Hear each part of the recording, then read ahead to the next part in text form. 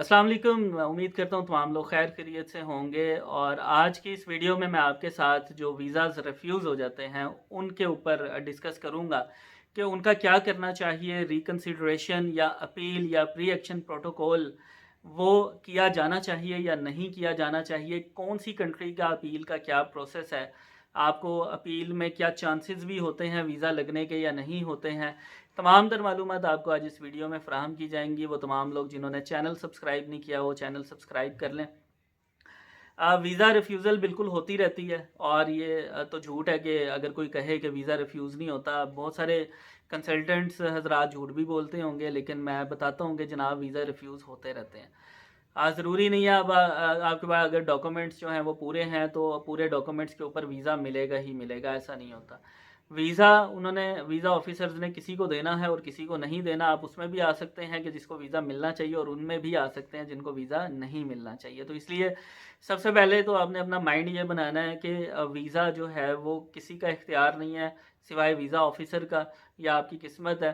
बाकी consultant, agent या जो भी दोस्त वगैरह, फैमिली वगैरह, वो आपके लिए सिर्फ ट्राई कर सकते हैं, आप अपने लिए ट्राई कर सकते हैं, और बाकी इन द एंड रिज़ल्ट किसी के हाथ में भी नहीं है।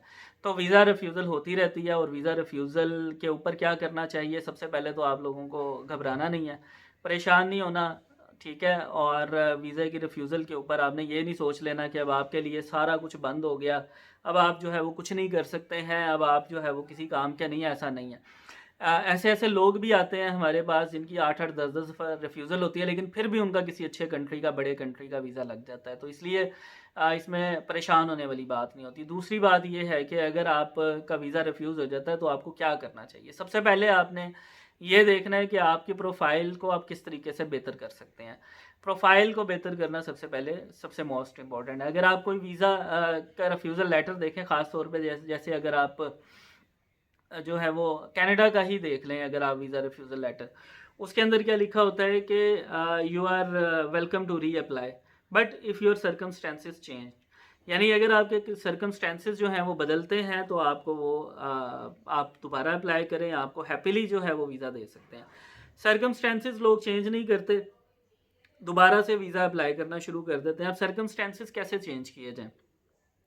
वीज़ा रिफ्यूज़ल होने के बाद आपने सबसे पहले अपनी प्रोफाइल की असेसमेंट करनी है। अगर आपके अकाउंट में पैसे थे 20 लाख रुपए, तो आपने कोशिश करनी है कि आपने अब 3 महीने बाद दोबारा जो वीज़ा अप्लाई करना, तो वो 20 नहीं, 20 की बजाय 30 होना चाहिए, 35 होना चाहिए, 40 होना चाहिए। फाइनेंशियल कंडीशन आपकी बेतदरीज जो है वो अच्छी होनी चाहिए और आहिस्ता आहिस्ता अच्छी होनी चाहिए। ऐसा नहीं कि आपने एक ही दफ़ा उसमें पैसे डाल देने अकाउंट में, थोड़े थोड़े करके इंक्रीज़ करें। और जब आप दोबारा केस पुट करें तो आपके सर्कमस्टेंसेस उनको बदले हुए नज़र आएँ, वो नज़र ना आए जो कि पहले थे। सबसे पहले तो अपने फाइनेंशियल स्टेटस को देखें। फाइनेंशियल स्टेटस में आपकी बैंक स्टेटमेंट्स हैं, उसको मेंटेन करें। दूसरे नंबर पे, अगर तो आपकी कोई ट्रैवल हिस्ट्री नहीं थी तो आप कहीं जाके घूम फिर के आ जाएं। अगर आपकी 1-2 मुल्कों की थी ट्रैवल हिस्ट्री तो आप 1-2 मुल्क और ऐड कर लें। इसी तरह अगर आपकी 5-6 मुल्कों की थी तो 1-2 मुल्क और ऐड कर लें। इसी तरीके से आप अपने सर्कमस्टेंसेस को बदल सकते हैं। जब आप अपने सर्कमस्टेंसेस बदल के दोबारा वीज़ा अप्लाई करेंगे तो डेफिनेटली उसका एक अच्छा इम्पैक्ट होगा। आपका देखा जाएगा कि ये बंदा वाकई जो है वो रियलिस्टिकली तौर पे जो है वो जाना चाह रहा था, घूमने फिरने जाना चाह रहा था, लेकिन हमने इनको वीज़ा नहीं दिया था तो ये किसी और तरफ चले गए थे, घूम फिर के आ गए। इनकी फाइनेंशियल कंडीशन डेली अच्छी होती जा रही है तो इनको वीज़ा देना चाहिए था। तो आपने हमेशा जो है वो इसके ऊपर फोकस करना है कि आपने अपनी प्रोफाइल को इन्हांस करना है।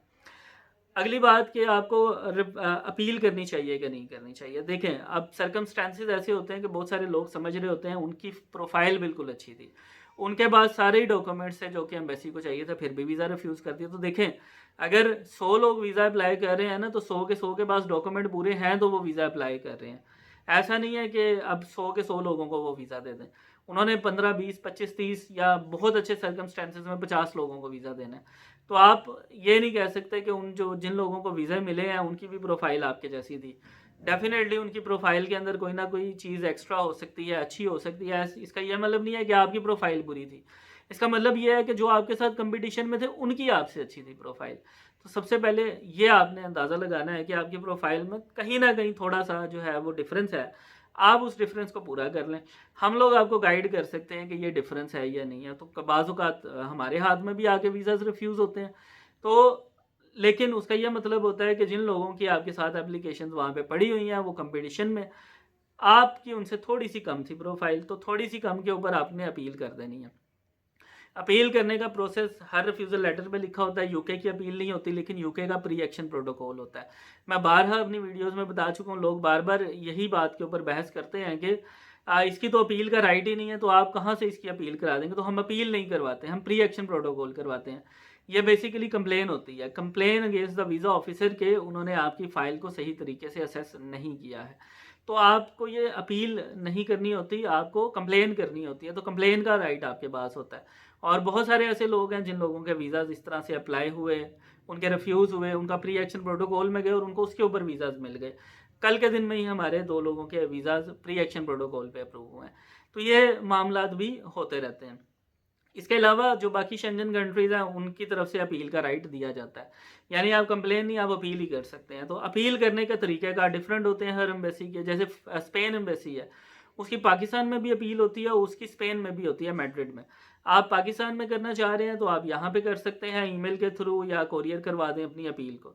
अगर आप वहाँ से करना चाह रहे हैं स्पेन से, तो आप वहाँ पे मैड्रिड में लॉयर हायर करें, वो आपकी अपील कर देंगे। इसी तरह जर्मन एम्बेसी जो है वो भी आपकी ईमेल के थ्रू आपकी अपील को एक्सेप्ट करती है। आप ईमेल कर दें उनको, ईमेल करने के बाद आप अगर कोरियर करना चाहें तो कोरियर भी कर सकते हैं। तीसरा अल्टरनेट ये है कि बर्लिन में उनका जो कोर्ट है वहाँ पे भी आप अपील दायर कर सकते हैं। इसके अलावा अगर फ्रांस की बात की जाए तो फ्रांस की जो अपील है वो पाकिस्तान से नहीं होती, ना ही उसके लिए ईमेल होती है। उसका एक ही तरीक़ाकार है, आप जाएंगे, आप लॉयर हायर करेंगे पेरिस में, और पेरिस जो कि फ्रांस का कैपिटल है, वहाँ पे आपने जो है वो अपील किसी लॉयर के थ्रू जो है वो दायर करनी है। लेकिन वो एक बड़ा एक्सपेंसिव प्रोसेस होता है। आप समझते हैं कि वहाँ पे यूरोज़ में जो है वो चार्जेस चार्ज किए जाते हैं, तो इसलिए उसके ऊपर तो कनाडा के ऊपर जो रिकन्सिडरेशन है, मैं उस रिकन्सिडरेशन को अच्छा नहीं समझता। वो रिकन्सिडरेशन बेसिकली कोई अपील नहीं होती है। रिकन्सिडरेशन में जो है वो वीज़ाज़ मेरे नहीं ख्याल है कि जो है कनाडा का लगता है। आपको रिकन्सिडरेशन में तभी जाना चाहिए जब आप समझते हैं कि बहुत सॉलिड प्रोफाइल थी तो वीज़ा रिफ्यूज़ हुआ। अदरवाइज़ आप अपनी सर्कमस्टेंसेस को बदलें, अपने सर्कमस्टेंसेस को बेहतर करें, अच्छा करें। उसके बाद आप कनाडा का वीज़ा दोबारा अप्लाई करें, तो फिर आपको उसके ऊपर जो है वो चांस होंगे। अब टर्की है, उसकी कोई अपील नहीं होती है, स्ट्रेट अवे दोबारा अप्लाई किया जा सकता है। जापान की कोई अपील नहीं होती है, आप जो है वो 6 महीने बाद दोबारा अप्लाई कर सकते हैं, अनटिल अनलेस कि आपको बी कैटेगरी लगी हो। तो बी कैटेगरी का मतलब होता है जब मर्जी दोबारा अप्लाई करें। सी कैटेगरी का मतलब होता है जापान में कि आप 6 महीने बाद ही दोबारा अप्लाई कर सकेंगे, फौरी तौर पे नहीं कर सकेंगे। इसी तरह बाकी की तमाम तर कंट्रीज़ जो हैं, जैसे आयरलैंड है, उसकी अपील की जा सकती है, आप कर सकते हैं। ऑस्ट्रेलिया की कोई अपील नहीं है, कोई रिकन्सिडरेशन नहीं है, कोई प्री एक्शन प्रोटोकॉल नहीं है। आपने अपनी प्रोफाइल को ही बेहतर करना है, और प्रोफाइल को बेहतर करने के बाद ही आपने दोबारा से अप्लाई करना है, तो ही आपको फ़ायदा होगा। अदरवाइज़ आपको फ़ायदा इसका बिल्कुल नहीं होगा। ये तमाम तर वो कंट्रीज़ हैं जिनके वीज़ाज़ पाकिस्तान में अप्लाई हो रहे हैं, और इनकी अपील जो है वो करनी चाहिए या नहीं करनी चाहिए। तो मैं लोगों को जो है वो यही गाइड करता हूँ स्ट्रेट अवे। अगर किसी माइनर गलती की वजह से वीज़ा आपको लग रहा है कि रिफ्यूज़ हुआ है, या आपको लग रहा था कि बिल्कुल नहीं होना चाहिए, तो फिर अपील करें। अदरवाइज़ अपील जो है वो करने की बजाय आप 2-3 महीने में अपनी प्रोफाइल को इन्हेंस करें, मज़ीद बेहतर करें, और उसके बाद आप इसका वीज़ा दोबारा अप्लाई करें। अपील्स के मुतालिक अगर आप कोई रहनुमाई लेना चाहते हैं तो आप जो है वो हमसे कांटेक्ट कर सकते हैं। आपकी अपील हम दायर कर देंगे, और अच्छे तरीके से जो है वो उसको केस को आपका लड़ेंगे। मज़ीद अगर किसी को कोई भी मालूमात चाहिए हो तो हमारे दिए गए नंबर्स के ऊपर रब्ता कर सकते हैं। बहुत शुक्रिया। खुदा हाफिज़।